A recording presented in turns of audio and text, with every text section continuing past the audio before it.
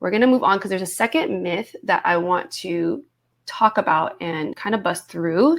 And that is that you should know your own voice by now. How many of you have potentially heard this idea? Like, I should know my voice by now. I should be more confident in my voice by now. I should be sharing my own voice more by now.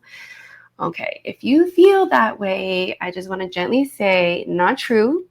It's not your fault if you don't fully know, trust, or use your voice because it was systematically obscured from you by oppressive systems generationally. Okay, so we are going to contextualize and then compassionately from that awareness and knowing that context, then pick up our responsibility. Okay, we don't want to just be unduly hard on ourselves without first rooting our compassion into the context that we are all facing as human beings today. Okay.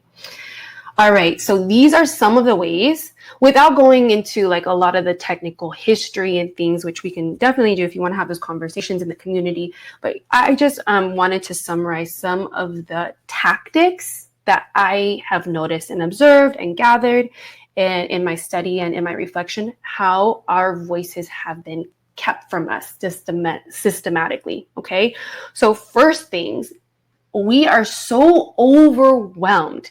It's like we don't even have space to hear our voice. And that is so by design. I mean, just picking up our phones, all of the media, all of the notifications, all of just the onslaught of news of other people's voices, of creators, and this incentive to just constantly pump out content, right? Where can we even make space to sit with our voice, and when we consider more ancient paradigms, more collective people's paradigms, there was a lot of space and silence to listen to nature, to listen to our inner voice, to sit at the feet of our elders. And that has been completely destroyed in modern society. So we're just so overwhelmed. How do we even know our own voice? And paired with that overwhelming, you get into a modern school system or a modern work system, and then you're overtaxed. You are expected and demanded to have output, constant output of your voice, right? Constantly have something to say, have the right answer, right?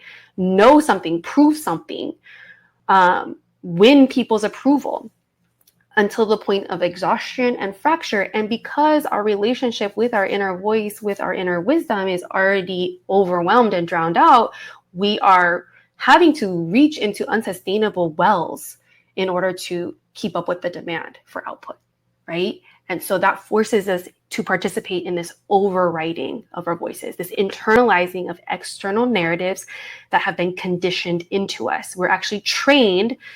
If we went through, modern school systems, we've been trained since primary school to regurgitate dominant narratives. This is all for design. This is all so that we can exist as labor, so that we can be compliant in systems that want to maintain power over us. Okay, we have been in systems that are designed to keep us from our own wisdom and our own voices. And then for those who dare to speak up and speak from the heart, and I would imagine that most of us in this room fall into this category, you've probably been deemed at some point in your life as difficult, as going against the grain, as too sensitive, as having too much to say, as thinking too much, right? So when you went to express yourself from that authentic place, from that inner voice, you've been punished for it. You've been ostracized for it, ridiculed. Maybe even on a material level, you've been demoted or withheld material advancement in jobs, in education, opportunities. And at the most extreme level, folks have been imprisoned in society for speaking up, for going against the dominant narrative.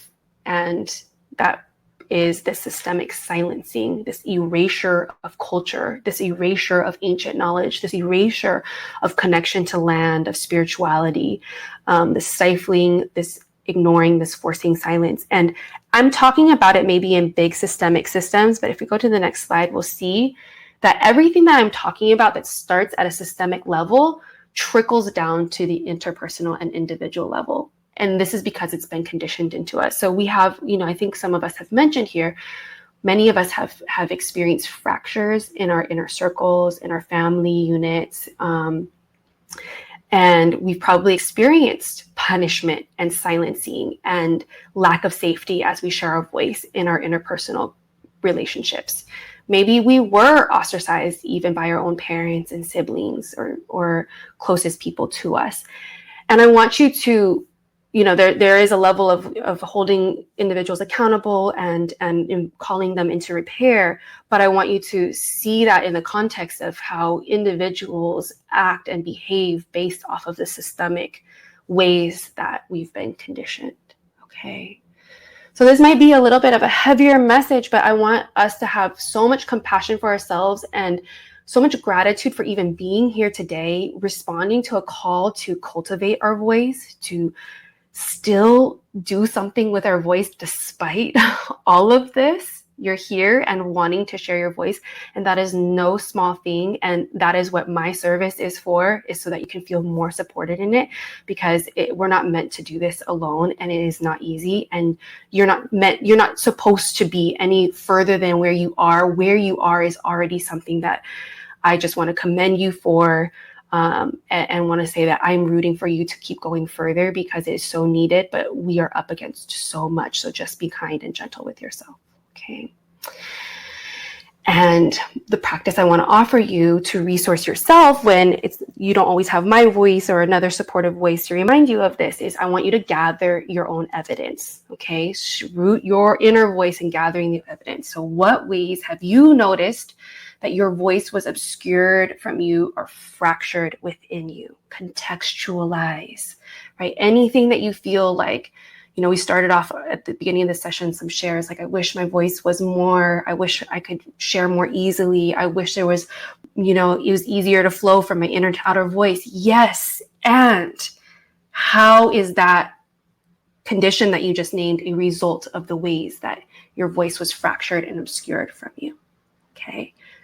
Let's name the causes and then lean into the intention of what can you do now to practice safeguarding your voice.